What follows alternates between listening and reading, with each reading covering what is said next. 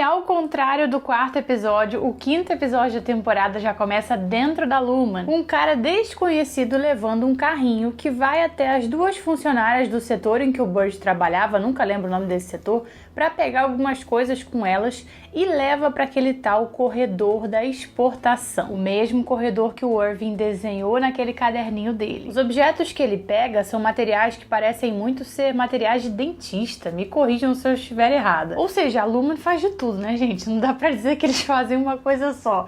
Eles fazem clones? Podem fazer, mas eles também fazem material de dentista. Mas enfim, o que aconteceu ali foi exatamente o que a Felicia explicou pro Irving no episódio passado, que antes eles levavam os materiais, né, os objetos até o corredor da exportação, mas agora isso mudou. Agora vem um cara e pega com eles para poder levar. Eu já falei para vocês o que eu achava sobre isso, né, de por que tinha acontecido essa mudança no setor deles no vídeo do episódio passado. Se você não viu, eu vou deixar ele aqui no card. Em seguida, a gente vê o Mark tomando um monte de remédios até que o telefone dele toca. Quem ligou foi a irmã dele perguntando como é que foi o negócio do fim de semana na empresa. A gente sabe o que foi, mas eles não fazem ideia do que foi. Então ele só responde, eu acho que foi bom. E é nessa cena que a gente percebe que o Mark não contou pra irmã dele o negócio da reintegração. Por quê? Ela pergunta pra ele como é que tá o andamento daquele plano dele de tentar passar uma imagem pro Ine dele através dos olhos, e ele responde que ainda não deu certo. E eu não acho que ele não tenha contado pra irmã dele porque ele não confia nela. Eu acho que ele não contou por ordens da médica mesmo. Eu imagino que a médica tenha dito isso pra ele porque ela sabe que a Lumon tem uma grande facilidade de conseguir informações. Então ela mesma deve ter dito pra ele, olha, não conta pra ninguém, nem mesmo pra sua irmã. Vai que eles grampearam o telefone dela, vai que eles botaram um microfone dentro da casa dela, vai que ela sem querer deixa isso escapar pro marido dela. Marido esse que a gente sabe que tá trabalhando com a Lumon pra criar aquela outra versão do livro dele. Da Lumon a gente pode esperar qualquer coisa, até porque a médica trabalhava lá, então ela sabe disso. Então realmente foi muito melhor ele não ter contado pra irmã pra não correr esse risco. Mas eu nem acho que foi por causa disso que ele deixou de contar pra irmã dele. Eu não acho que foi porque a médica mandou ele não contar pra ninguém. Eu acho que ele não quis contar pra poupar ela desse sofrimento, né, dessa angústia que ela provavelmente iria ficar em saber que o Mark estava passando por um procedimento em que a outra pessoa que passou acabou morrendo. Porque querendo ou não, aquela médica é braba, ela é estudada, ela entende do que ela tá fazendo, beleza. Mas o outro cara que passou por isso, pelas mãos dela, acabou morrendo. Então, se a irmã soubesse que o Mark se prestou a isso para poder ir atrás da esposa dele, né, eu acho que talvez ela tivesse alguma atitude que não seria muito interessante, talvez ir atrás da própria Lumon para tentar parar aquilo, tentar parar essa médica, porque ela ia saber que falando com ele não ia desistir, né? Ele tá fazendo isso porque ele quer ir atrás da esposa dele. Então eu não acho que ninguém iria conseguir convencer ele a parar esse processo de reintegração. Então ele sabe disso, ele sabe que se ele contasse para a irmã ia tentar convencer ele a não fazer mais pelo bem da saúde dele, né, para ele ficar vivo. Então, muito provavelmente é por isso que ele não contou para ela, para não preocupá-la e, consequentemente, não acabar com todo o plano dele. E aí, depois dessa conversa dele com a irmã no telefone, chega a médica lá. Ela tá morando dentro da casa dele para não levantar nenhuma suspeita com a Lumon, né, para ela não ficar entrando e saindo o tempo todo, porque vai que eles estão vigiando a casa dele. E nessa, o Mark pergunta para ela quando é que eles vão continuar a fazer o processo e diz que ele não se lembrou de mais nada. E aí ela diz, mas talvez o seu Ine tenha se lembrado. Acertou na mosca, doutora. Não que ele tenha se lembrado de muita coisa, né? Mas a gente viu que pelo menos ele viu o rosto da esposa dele sem aquele cabelinho curto da Miss Casey, né? Ou seja, ele viu o rosto da esposa do lado de fora, ela como Gemma. É por isso que a gente tem a certeza de que aquilo ali não era ele lembrando da Miss Casey, era uma memória do Auri dele. Ou seja, a reintegração está funcionando. O Mark pode não estar percebendo isso, mas o Ine e Mark tá percebendo que tem alguma coisa ali estranha acontecendo. Então a reintegração tá funcionando lentamente, mas tá funcionando. Em seguida a gente vê a Helena chegando em uma sala de reunião da Lumon e lá estão a Natalie e esse cara que eu não me lembro o nome. Eles falam pra ela uma coisinha que ela não gosta nada, que é que ela vai ter que voltar lá pro andar de ruptura, não ela, mas a Halle Yar. Ela fica revoltada com isso, diz que ela pode ir fingindo que é a Halle de novo, mas eles dizem que não podem mais correr esse risco porque o Mark tá pertíssimo de completar o Cold Harbor e ele não vai trabalhar sem a Halle. Então a Helena é obrigada a voltar pra lá como Halle mesmo, toda se tremendo. E a Halle chega lá super confusa, porque pra ela tava no meio da neve 2 segundos atrás, né? E agora ela já tá dentro da Lumen. Os 3 do MDR, então, vão até a sala do Milchick e ele explica pra eles tudo o que aconteceu ali no meio da neve. Ele diz que isso que eles usaram se chama Glasgow Block e que a Helena usou pra conduzir uma pesquisa importante. E ele também fala que o Irving não vai voltar, tanto é que quando eles chegam na sala deles, agora só tem 3 mesas e não 4. O Dylan então pede pra eles terem um funeral pro Irving, já que ele nunca mais vai voltar, então é basicamente como se o Winnie dele tivesse morrido pra eles. Mas é aquele estilo de funeral bem Lumen, né? O Dylan faz um discurso, tem aquelas frutinhas típicas de festa deles e tal. E como o Mark fica super nem aí pra isso do Irving, o Dylan, pra botar uma lenha na fogueira, vira pra ele e fala: e aí, tu já contou pra ela que a Miss Casey é tua esposa? Se referindo a Halle, né? A Halle obviamente fica surpresa, ela tenta conversar com o Mark, mas ele não quer papo com ela de jeito nenhum por causa do que aconteceu. E vamos combinar, né, gente? Ele tá super certo. É aquilo que eu falei com vocês no vídeo passado, ele não tem como ter certeza de que aquela que tá ali é a Halle. Não tem jeito dele fazer isso. Então ele precisa supor que aquela dali pode ser a Helena. Também não dá pra ele agir como se nada tivesse acontecido, né? Antes dele saber o que aconteceu, que aquela ali era a Helena ali com ele, se fingindo de Halle, ele tava atrás da esposa dele, ele tava contando todos os planos dele, e agora ele já sabe que a Lumen sabe de tudo, ou seja, ferrou. Então não adianta ele continuar com os planos dele, porque a própria Helena já estava ciente, o pessoal da Lumen já estava todo ciente dos planos dele.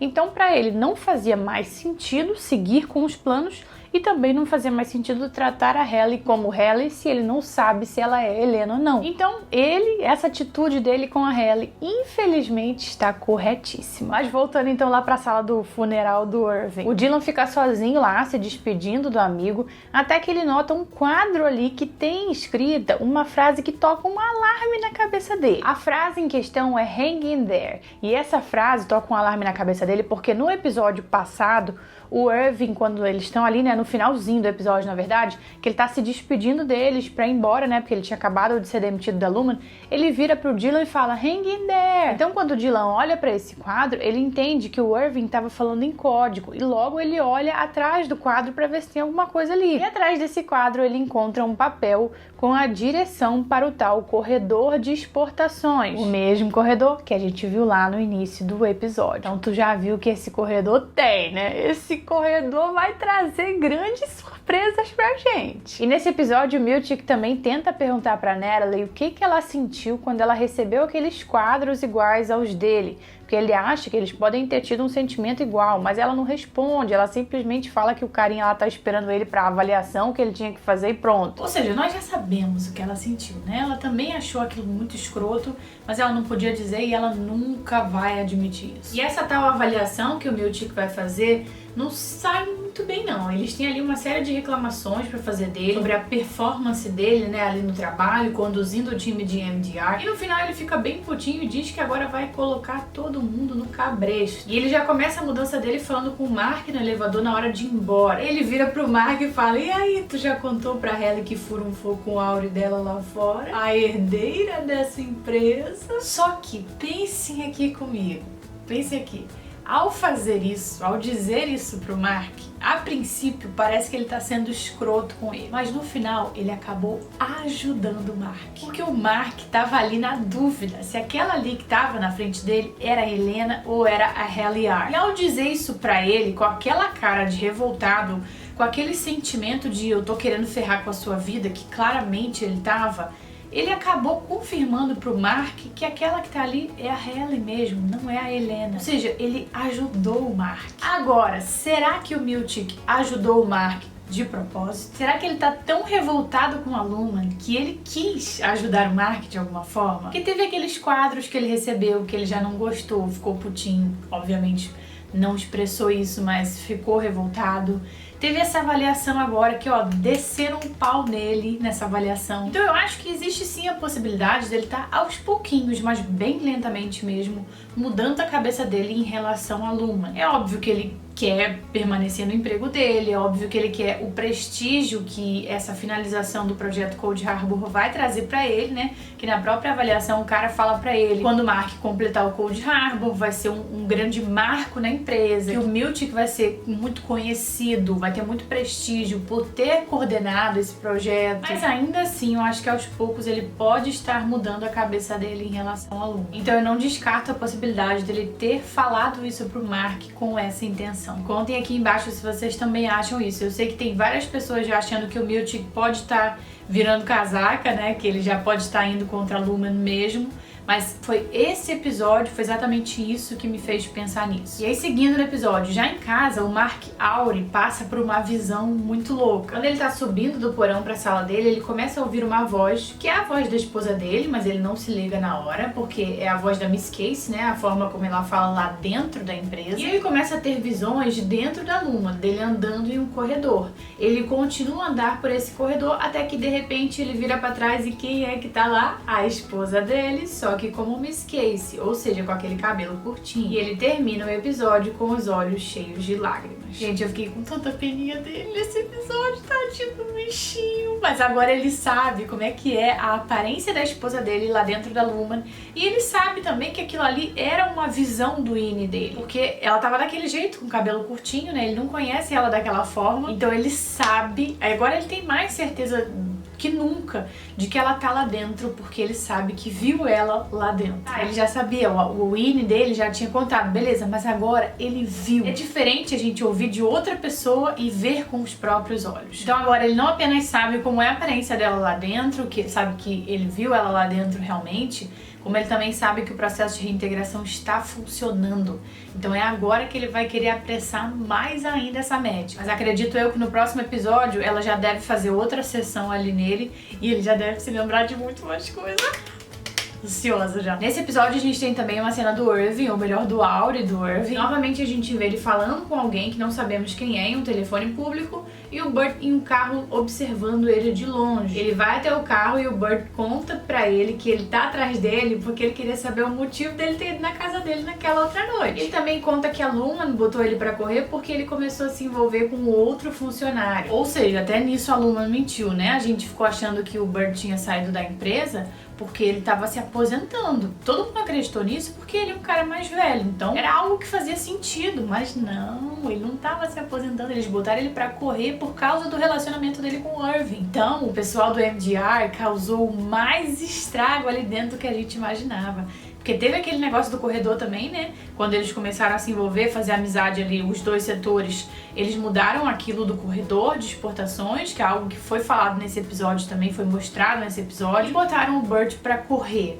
Gente, olha isso. Aí o Burt até fala, né, que ele acha então que porque o Irving foi até a casa dele naquele dia e não se lembra por que foi, que o cara com o qual ele estava se relacionando dentro da Lumen podia ser ele, né? Eles continuam conversando até que o Burt convida ele pra ir jantar na casa dele com ele e o marido. Sei não.